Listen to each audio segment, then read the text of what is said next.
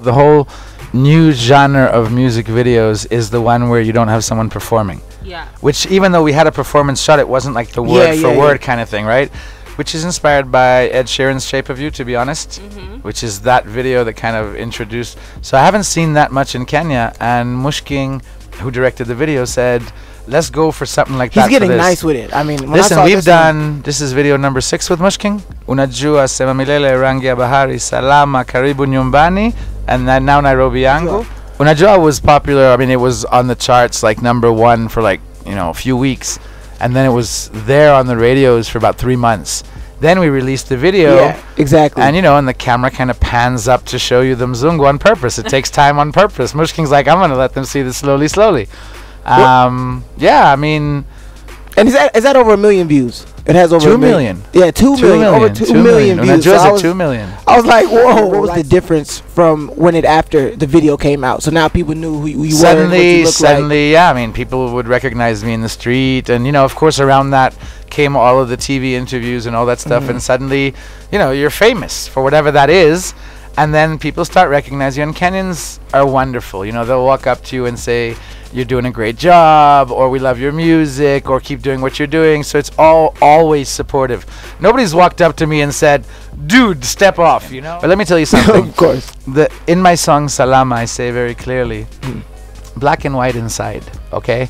Because, I mean, I didn't know I was white until I came to Kenya. Because nobody says to you in Israel, you're white. We don't talk in color terms, yeah? You're Jewish or Arab, we have our own issues, that's a different story.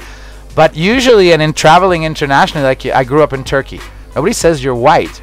Yahudi, yeah, you're Jewish, you're Israeli, whatever, but you're not, you know, that's Right, a color is not something somebody would say. Yeah. Here, you come in first thing off the plane, you're Mzungu, yeah? So I mean, but black and white inside, meaning the soul doesn't know color. Exactly. When did you first get involved with music? Because I know you're How far do you want to backtrack? To the band. I was doing music at 6 years old, 7 years old, in a Jewish boys choir in London. But so White Donkey was the real thing. That was 3 years of making your own music, hustling through gigs, carrying your gear, sleeping in parks, you know, in sleeping bags. Deal. Yeah, kabisa. Yeah. And we did it for 3 years. And then I went and got a job in the news because there's no money in music. Yeah.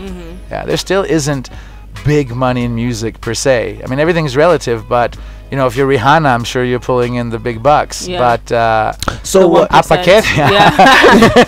For being such a well-traveled man, why did you decide to kick off your music career here, where it's not as established as, say, London or America? But we have to be honest, there was no decide here. I wrote Unajua on a whim because I was playing with a guitar and I had lyrics and started writing a song. Then on a whim I recorded it and released it just to see if anything could happen. Yeah. Nobody ever planned this. You're just All always over working, the man. You're place. everywhere. I Always. love that. How do you balance everything? Don't you get like Somehow, by the way, I don't have stress. Funnily I enough, think we see just talked that. about it. funnily I enough, I figured. don't. I mean, I'm very chill about everything. yeah. And Do you you know, in meditate? terms of, you know, yeah, I breathe. You know, breathing is everything. You know, breathing is anchor.